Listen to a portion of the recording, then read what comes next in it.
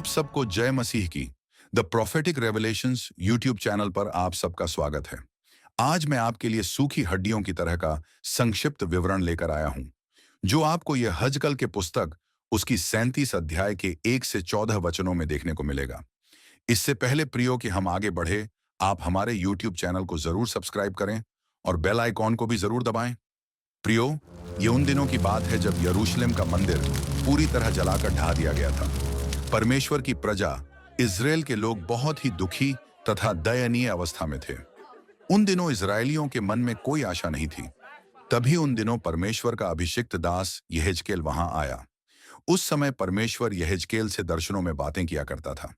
परमेश्वर ने यहेजकेल को इज़राइल के संबंध में एक दर्शन दिखाया, जिसका वर्णन यहेजकेल इस प्रकार करता है कि यहोवा की शक्ति मुझ पर उतरी। यहोवा की आत्मा मुझे नगर के बाहर ले गई और नीचे एक घाटी के बीच में रखा। यहां पर हमें एक बात ध्यान देना है प्रियो, कि यहेजकेल इज़राइल की ओर से परमेश्वर से प्रार्थना किया करता था, क्योंकि यहेजकेल इज़राइल की उजड़ी हुई दशा देखकर बहुत खेदित और दुखी था, और उसके मन में यह बोझ आया कि वह इज़राइल के लोगों की बहाली और खुशहाली के लिए परमेश्वर से प्रार्थना करें। इसलिए परमेश्वर यहेजकेल से दर्शनों में बातें कर उसे इज़राइल के भविष्य के विषय में बताया करते थे।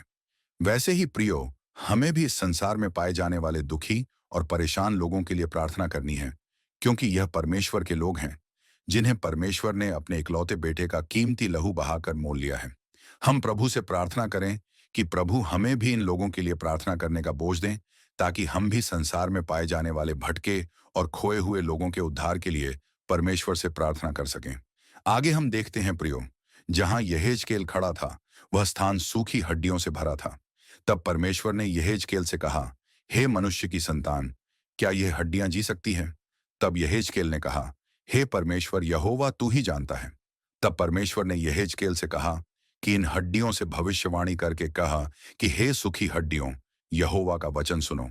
परमेश्वर यहोवा तुम हड्डियों से यूं कहता है कि देखो, मैं आप तुम में मांस उगाऊंगा और तुम जी उठोगी, और मैं तुम्हारी नसें उपजाकर मांस चढ़ाऊंगा और तुमको चमड़े से ढांपूंगा, और तुम में सांस उगाऊंगा और तुम जी जाओगी, और तुम जान लोगे कि मैं यहोवा हूं। प्रियो, यहां परमेश्वर ने कितनी अद्भुत भविष्यवाणी की है। क्या कभी आपने किसी सुखी हड्डियों में प्राण आते देखे हैं?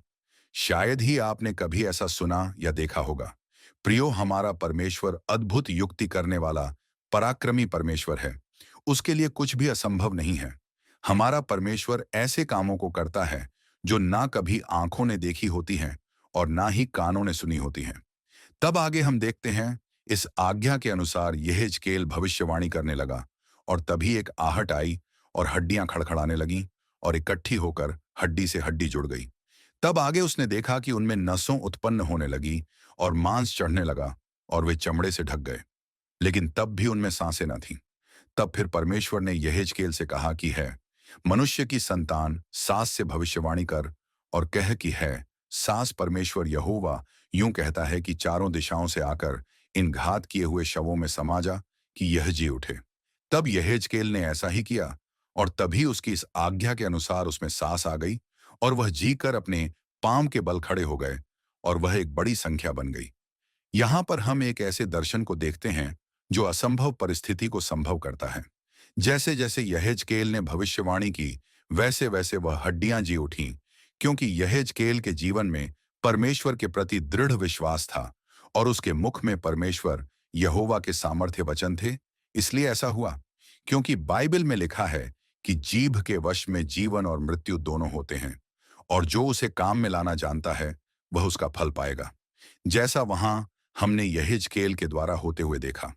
प्रियो, जब हम किसी विपरीत परिस्थिति में होते हैं, तब यदि हम प्रभु पर विश्वास रखकर उसके सामर्थ्य जीवन देने वाले वचन को बोलते हैं, अर्थात अंगीकार करते हैं, तब हम अपने जीवन की परिस्थितियों में एक बदलाव को देखते हैं, अर्थात मृत्यु के चरणों में भी हम जीवन को देखते हैं। प्रियो, जैसे परमेश्वर ने इस घटना में सुखी हड्डियों में जान डाल दी, वैसे ही परमेश्वर आपकी मरी हुई परिस्थिति में जान डालेंगे और आपका जीवन अनंत खुशियों से भर देंगे।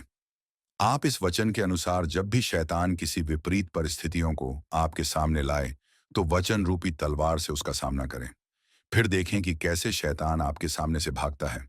फिर आप एक आनंद से भरा हुआ जयवंत जीवन जी पाएंगे, और परमेश्वर की भरपूरी में बढ़ते जाएंगे।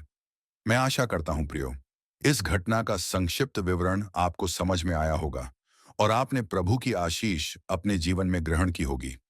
ऐसे ही और वीडियोस के लिए हमारे चैनल को सब्सक्राइब और वीडियो को लाइक करना ना भूलिए। आप सबको जय मसीह की। प्रभु आप सबको आशीष दे। आमीन।